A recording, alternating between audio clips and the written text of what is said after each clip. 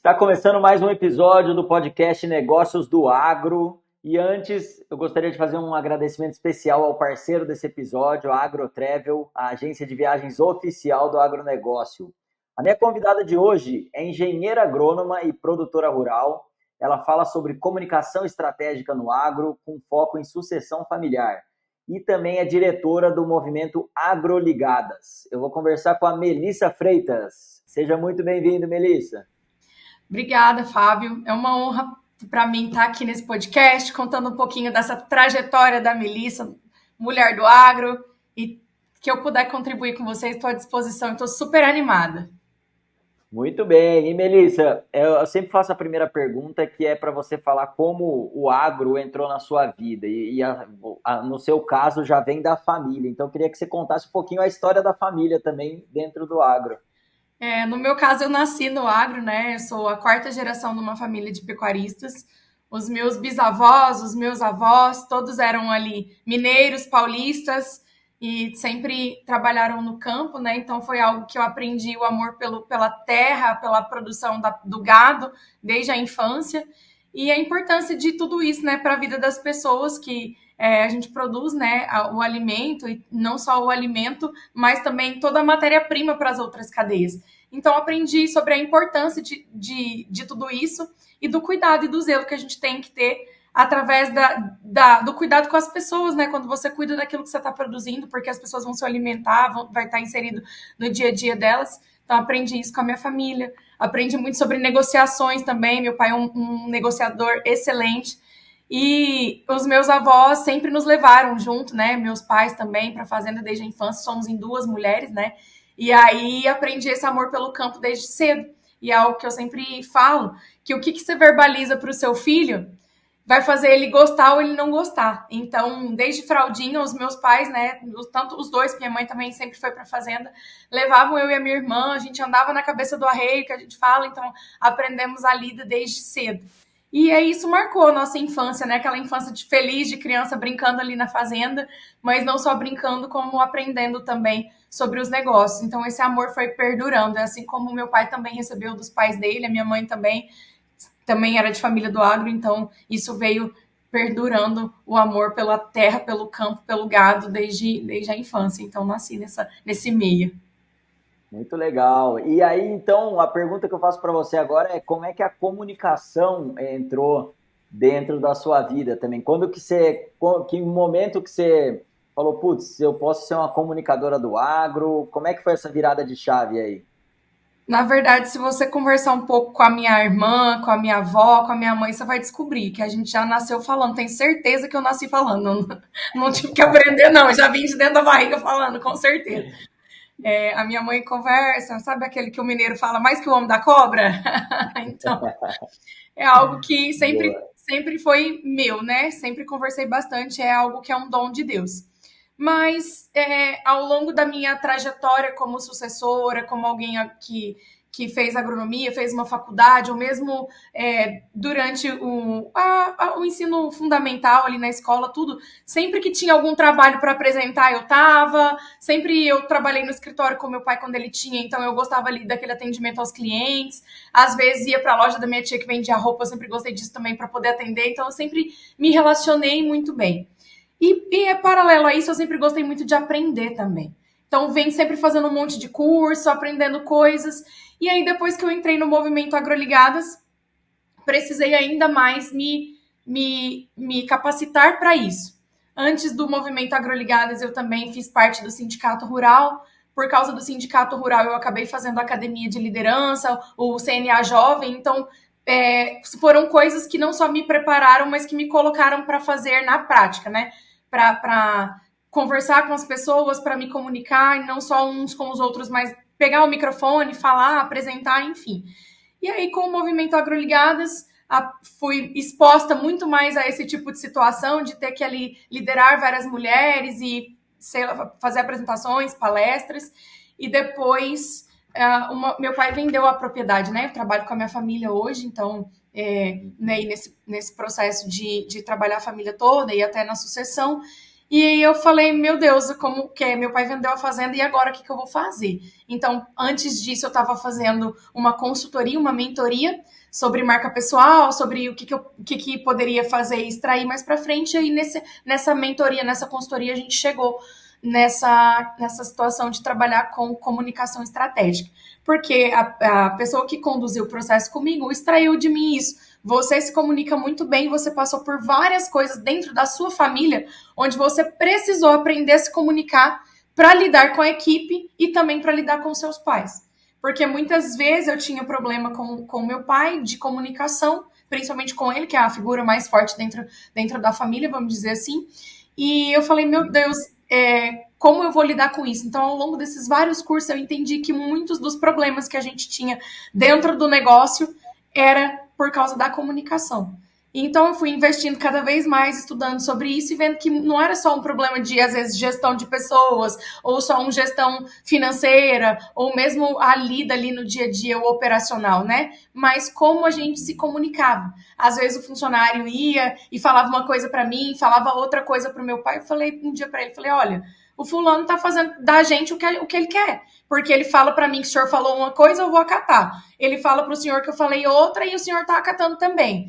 E no fim das contas a gente está tendo uma comunicação ruim, a gente precisa comunicar melhor um com o outro. E daí veio surgindo toda essa trajetória de experiência com a comunicação. E aí nessa mentoria, nessa consultoria, ela chegou nesse viés. Por que não trabalhar com comunicação estratégica voltada para mulheres do agro, principalmente se for sucessoras ou mulheres que são líderes de equipe, porque foram coisas que você viveu na sua vida, que você passou dificuldade, e ali estudando e aprendendo ali na pancada, você tem bagagem para contar para outras mulheres, para instruir, ensinar essas mulheres a não passarem pelo que você passou. Então eu falei, olha, é verdade, preciso ajudar outras mulheres. Então, quando eu comecei com essas mentorias de comunicação estratégica no agro, eu fiquei muito feliz de ver o resultado que estava produzindo na vida das mulheres, principalmente porque eu tive mais mulheres mais velhas do que mulheres mais novas. Eu pensei que eu teria mais mulheres da minha idade, mas as minhas clientes, em geral, são mais velhas do que eu. E aí eu vi um mundo de possibilidades maior ainda, de não só instruí-las com todo o meu conhecimento, mas também de poder aprender com essas mulheres que também têm uma bagagem maior que a minha de vivência, de experiência. Então é muito rico esse trabalho. Muito legal, muito legal. E, pô, você teve a melhor escola possível, que é a prática, né? Então, isso daí é muito bacana, porque hoje em dia a gente vê muita coisa na internet, gente querendo vender o que não sabe, só sabe a teoria, não sabe a prática. E você viveu isso na pele, então você está super credenciada aí para ajudar outras pessoas. Muito E esse legal. pessoal do agro é bem dureza, né? É difícil. Eu posso falar porque eu sou uma delas. Não só do lado de lidar com a família, né? Com o pai, com os avós, mas eu mesma não sou lá assim muito tão fácil. Então eu sei bem como é que é isso para acessar. Boa. E, ô Melissa, do modo geral, quando a gente fala de sucessão familiar, é aí bem generalizado mesmo, né? A ideia que todo mundo sempre fala é que a primeira geração tá lá e a segunda geração normalmente sai do campo, vai para a cidade e não quer continuar os negócios. E agora eu tenho começado a escutar bastante que as novas gerações agora estão querendo voltar para o campo, mas e agora com uma nova mentalidade, com uma cabeça muito mais aberta, querendo trazer tecnologia e tudo mais. Como é que você vê esse movimento aí, você que viveu isso também? Eu vejo como um campo de oportunidades. Eu tenho falado muito sobre essa frase assim no agronegócio, é um campo de oportunidades. Realmente, cada vez mais o agro tem que ser tecnológico e tem que ser investido, até porque a gente vive muitas intempéries. Então, quanto mais a gente se precaver disso, quanto mais tecnologia e mais informação rápida a gente consegue, melhor é as nossas decisões, por consequência, melhores os nossos resultados. E, ao mesmo tempo, para os negócios perdurarem, eles precisam de ter uma sucessão. Eles precisam de alguém que cuide. Então, nada melhor do que a própria família para fazer isso, para continuar com esses negócios, para ter ali aquele mesmo amor à terra, aquele mesmo cuidado de permanecer, né, de perdurar. Então, essas gerações que antes não tinham mais interesse em estar ali e agora quererem retornar, vão fazer com que esses negócios perdurem. E aí, além disso, vem com essa questão da tecnologia, que vem fazer o negócio se tornar ainda mais produtivo, não tendo só que abrir áreas, mas fazendo crescer a produtividade na mesma área. Então, vem a somar, né? É claro que quando vem essa geração nova, com toda essa tecnologia embarcada, e essas pessoas que são, né, mais tradicionais, dá sim um conflito de geração, dá sim um choque em como você fala isso, mas aí entra toda uma sabedoria, né, e conhecimento para como isso vai ser construído. Porque os pais precisam ter em mente que eles têm que ter interesse de ter os filhos juntos para os negócios serem duradouros, para que todo esse legado que eles gastaram a vida toda construindo não se perca por aí, ou não fique na mão de pessoas que não vão ter o mesmo cuidado, o mesmo zelo, a mesma visão.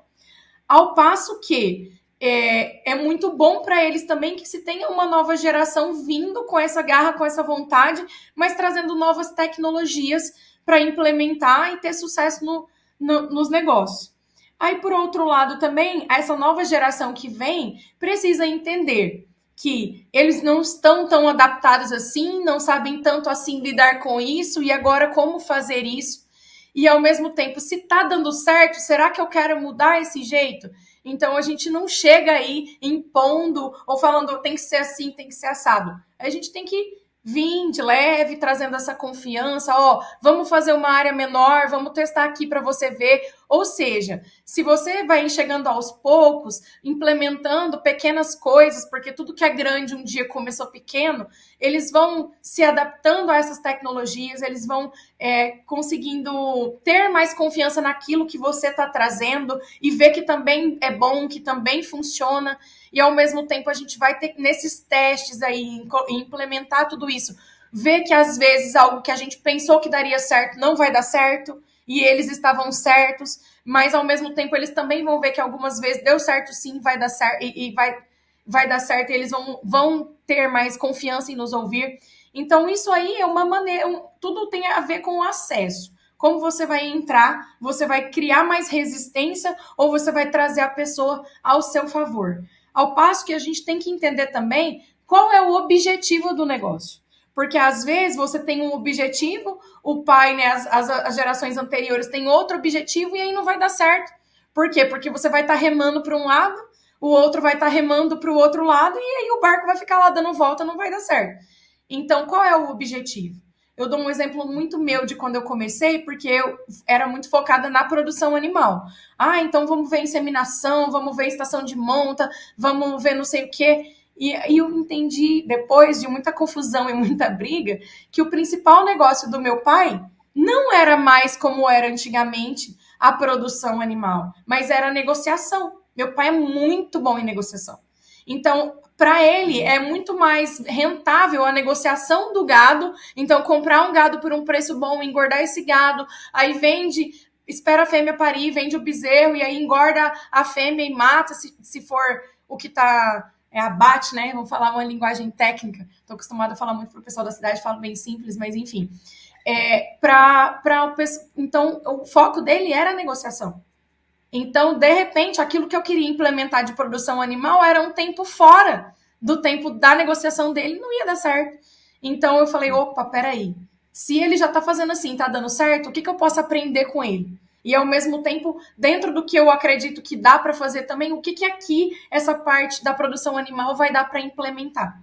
Então, foi mudando a maneira de comunicar, foi mudando a maneira de entender, de ver a perspectiva do negócio. Ele também é muito bom para comercialização de terra, de fazenda. Então, tá, ele é bom nisso e tá dando o melhor resultado. Como eu vou me adaptar àquilo que ele criou de modelo de negócio?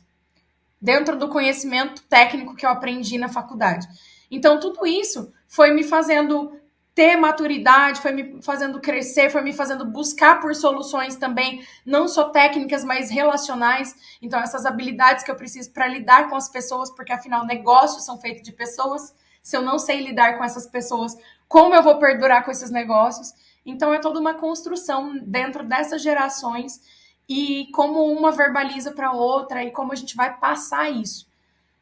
Bacana. Você vai me interrompendo aí, porque eu falo bastante. Não, não, muito bem, muito bem. Ô, Melissa, a gente fez uma viagem agora, acho que a última vez que a gente foi para o Texas foi em outubro, agora de 2023. A gente fez uma missão técnica lá, né? Uma viagem técnica.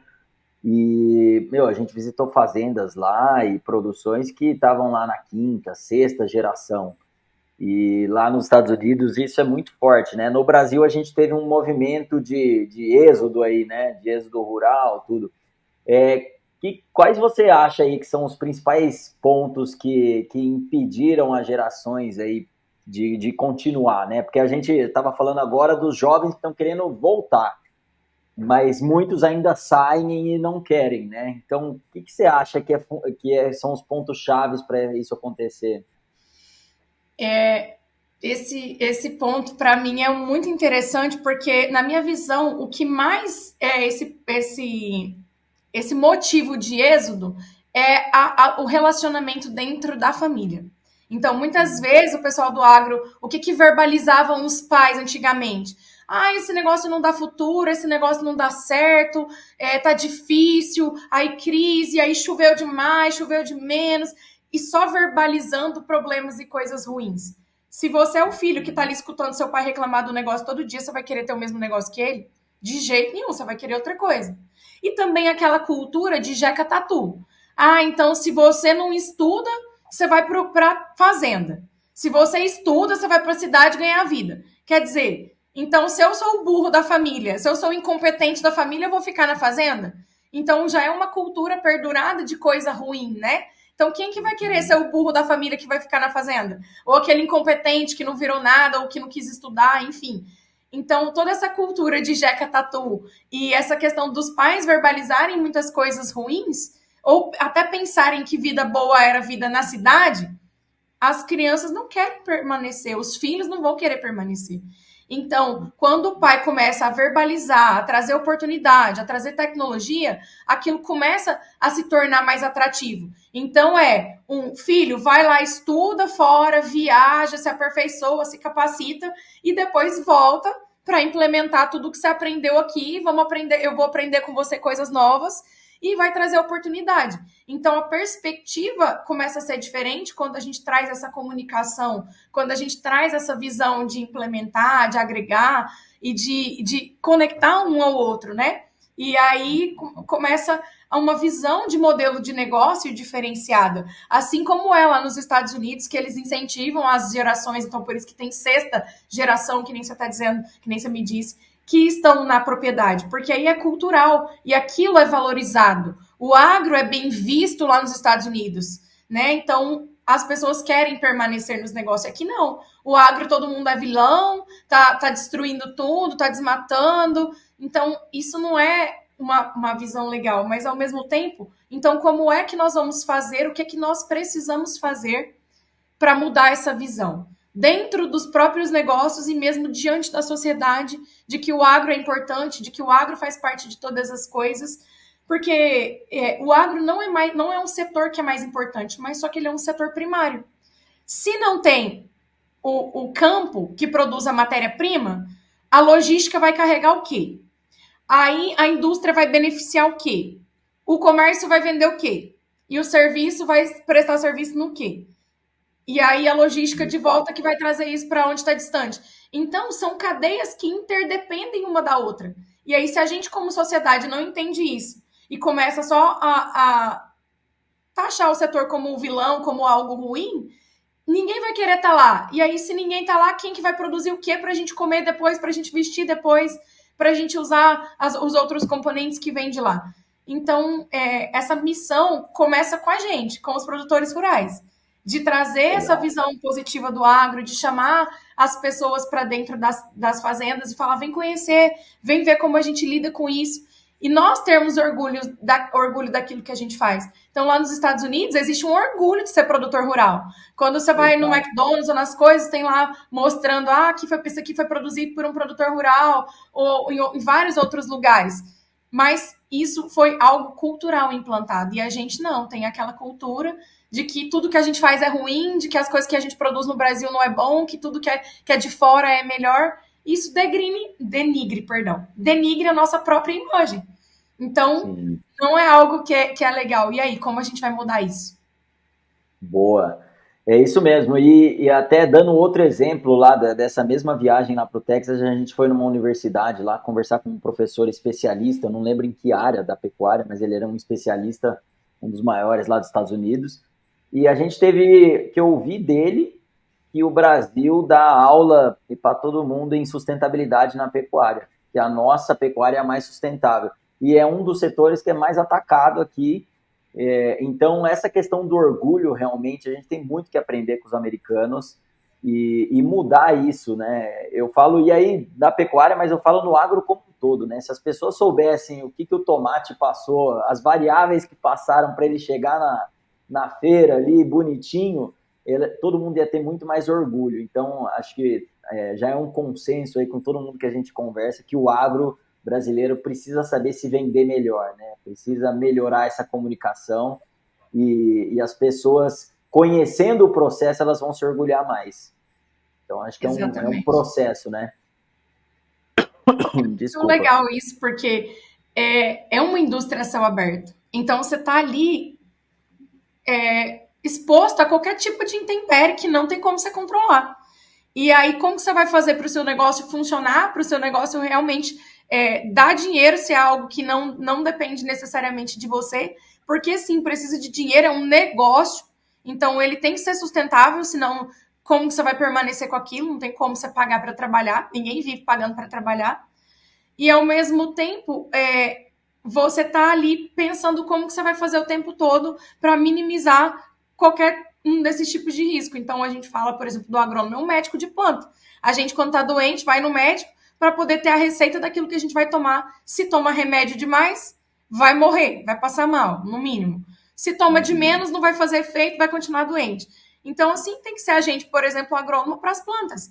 Vou colocar tal dose ou não dose. E isso é como um ser vivo. Então, não é eu vou pegar uma coisa que é cara, como um defensivo agrícola, e vai sair lá derramando um monte de qualquer jeito. Não, tudo tem estudo. Então, algo que a gente precisa comunicar muito para a cidade é que tudo é feito em cima de pesquisa.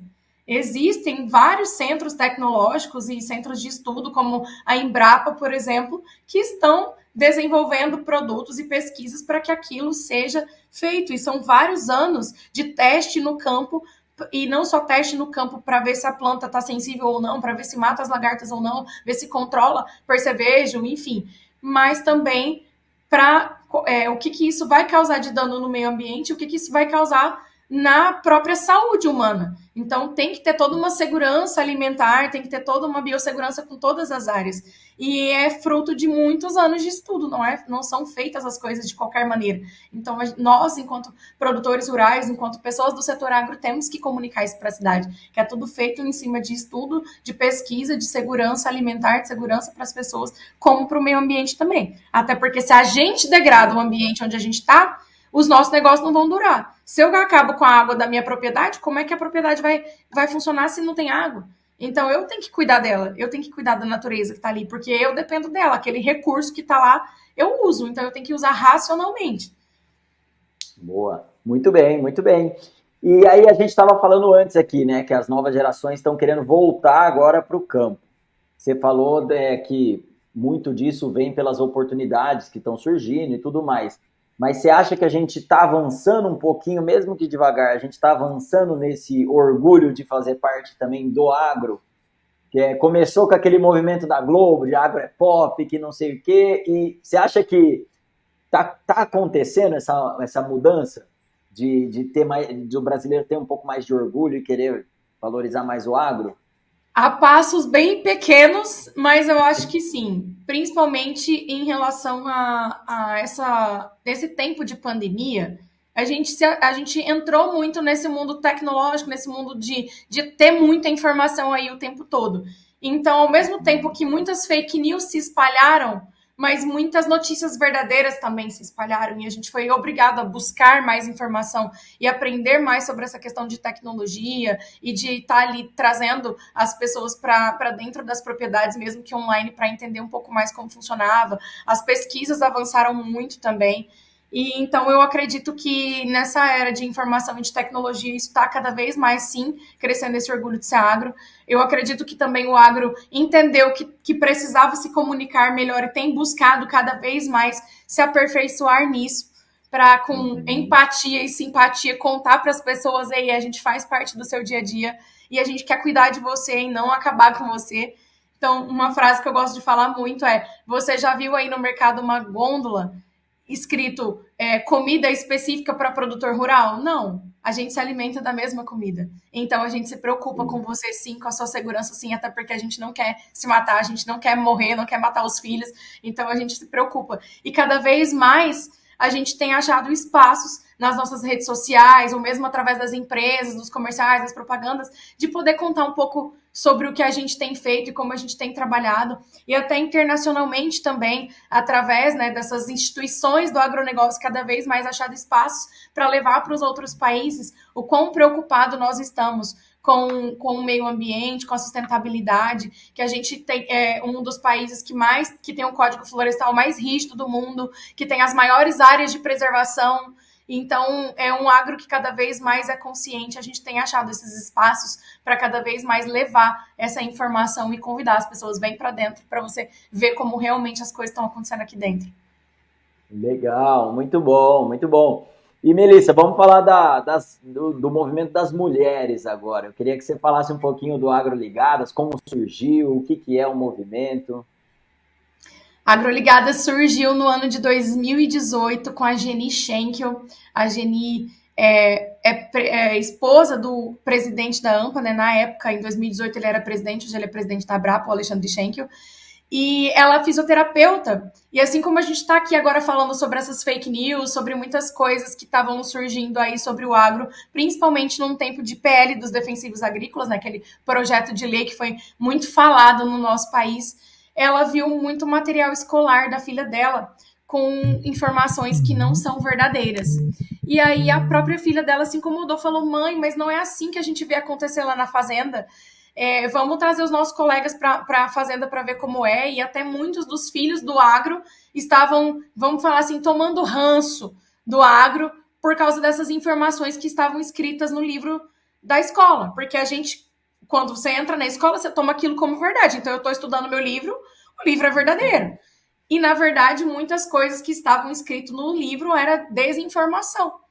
Então, ela falou: meu Deus, eu preciso fazer alguma coisa, eu preciso saber explicar isso para minha filha, para os colegas delas e para as próprias pessoas desse mundo da escola que estão ouvindo coisas que não são verdade, estão aqui crucificando a gente, sendo que as coisas não são desse jeito.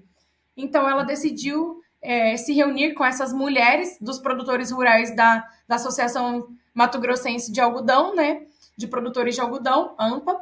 E aí fizeram um chá. Trouxeram uma mulher que trabalha na parte de regulamentação, a Elaine Silva, lá da Laser em São Paulo, para poder falar sobre todo o processo de regulamentação, explicar para elas o que era esse projeto de lei, o que estavam falando tanto nas mídias, mas qual era a verdade. Que, na verdade, a maioria desses defensivos, eles estavam com quebra de patente, estavam saindo produtos genéricos e vários outros, e todos com a licença, com regulamentação, estudos e mais estudos de anos para que isso fosse aprovado. Então, não estava havendo uma liberação de qualquer forma. Então, a Elaine veio, explicou tudo isso para essas mulheres. Um evento que era para 20, recebeu 40, e de repente, com 3 meses já tinham 150, e essas mulheres estavam lá querendo fazer alguma coisa a esse respeito. Então, a gente passou por uma consultoria de negócios, 15 mulheres, fizemos uma consultoria de negócios, desenvolvemos missão, visão, valores, governança e tudo para ver o que a Agroligadas, então, seria. E a gente chegou a uma missão de conectar o campo e a cidade. Então, a gente conecta o campo e a cidade levando uma cultura positiva do agro. De que maneira? Com ações de comunicação e educação. Então, a gente vai nas escolas, faz o circuito Agroligadas, ou seja, palestras, a gente leva quebra-cabeças para as pessoas, para os alunos verem quais são os subprodutos que vêm daquele produto, que seja o boi, seja a soja, seja o milho. A gente pega essas crianças também, leva até as propriedades rurais e faz o famoso dia de campo Agroligadas, onde a gente vai mostrar para elas como é uma fazenda. Então, não é um dia de campo só técnico, mas aí a gente mostra a parte da produção, a gente mostra as pessoas que estão envolvidas naquele negócio, a gente mostra também a reserva que tem lá, o cuidado que tem com o meio ambiente. E como também a gente leva essas pessoas para a fiação, para ver como que funciona a fiação do algodão, como funciona uma algodoeira, traz pessoas da sociedade em geral também influentes para conhecer. Ou seja, a gente faz essa aproximação do campo com a cidade, trazendo informação, trazendo eles para conhecer um pouquinho desse universo. Tem o programa Agroligadas também, conectando o campo e a cidade na CBN Cuiabá, que é uma rádio. E aí a gente, nesse programa de rádio, faz essa conexão também, traz uma linguagem simples, uma linguagem empática e conta um pouquinho dessa visão. Então, por que são as mulheres do agro? Como você bem percebeu, as mulheres conversam bem mais que os homens, isso é cientificamente comprovado. As mulheres do agro, porque precisa ser do agro? Para ter legitimidade. Se você é de dentro do setor, seja o setor dentro da porteira ou seja o setor fora da porteira, você conhece para você falar. Então, são pessoas que têm conhecimento sobre o agro para poder levar essas informações verdadeiras. E a gente tem o apoio dos homens, tem o apoio do setor para fazer isso. Mas se você não é alguém do agro, você é a nossa razão de existir. Você é com quem a gente quer conversar, você é com quem a gente quer se conectar e contar um pouquinho das nossas histórias, um pouquinho daquilo que a gente vive e como isso tem a ver com a sua vida. Porque as pessoas que estão dentro da cidade também estão no agro, também são do agro, e não só porque o agro é o setor, é o maior setor dentro do Brasil hoje, não. Mas porque mesmo se você está num país onde ele é muito mais industrializado do que campo, você também precisa dessa matéria-prima, porque você se alimenta das coisas que vêm do campo. Você veste as coisas que vêm do campo. Você usa na sua casa muitos produtos que vêm do campo. Então, mesmo que você esteja no centro mais tecnológico e industrial que tem, você tem coisas do campo lá no seu dia a dia. Então a gente vem contando isso para as pessoas, vem chamando elas para dentro, vem também ter esse amor pelo agro que a gente tem, entendendo a importância de cada um. Não é que o agro é mais importante que os outros, mas ele é tão importante quanto os outros. E aí a gente divide um pouco desse amor que a gente tem pelo campo, a gente multiplica o amor. Parabéns, muito legal a iniciativa. E hoje o AgroLigadas, vocês têm associadas ali no Brasil todo, ou vocês estão mais no Mato Grosso, ali onde vocês começaram? A gente já tem pelo Brasil todo, hoje a gente tem 12 núcleos, então são vários lugares. O nosso ponto forte é sim aqui no Mato Grosso, o nosso berço, onde a gente nasceu, mas nós temos esses 12 núcleos e todos trabalhando pelo mesmo propósito, né, dessa aproximação campo e cidade e fazendo dentro das suas cidades, dentro dos seus núcleos, essas ações. Essas mulheres, hoje a gente tem 3.000 mulheres no nosso cadastro, embora nos nossos núcleos não são todas as 3.000 mulheres, mas todas elas são replicadoras dessas informações e sempre estão aí conectando o campo e a cidade por onde estão. Excelente, parabéns. E Melissa, a gente viu também, falando das mulheres ainda, né? A gente tem visto um movimento, principalmente nos últimos anos aí, do papel da mulher no agro também crescer bastante, né? Como a AgroLigadas também a gente vê vários outros grupos de femininos do agro e tudo mais. As comunicadoras do agro, como você bem falou, as mulheres são melhores comunicadores. Não falei melhores, ó, não vai me arrumar briga com os homens aí. Não, mas não é isso. Mas tem uma tendência à comunicação, com certeza, eu concordo com você, por isso que eu falei. Então, a gente vê mais comunicadoras do agro ali no Instagram, como influenciadores e tudo mais, e esse movimento aí foi bem bacana. Eu queria que você falasse um pouquinho também sobre isso. Quando você começou esse processo aí, você também já tinham outras mulheres fazendo alguma coisa parecida que você também se inspirou? Quando eu comecei na faculdade, no ano de 2008, eu fiz faculdade de 2008 a 2013, a minha turma, por incrível que pareça, já era quase meio a meio. Porém, quando eu saí para o trabalho no campo, tinham pouquíssimas, tanto que eu trabalhei fora primeiro antes de vir trabalhar com a família. Na regional que eu trabalhava só tinha eu de mulher.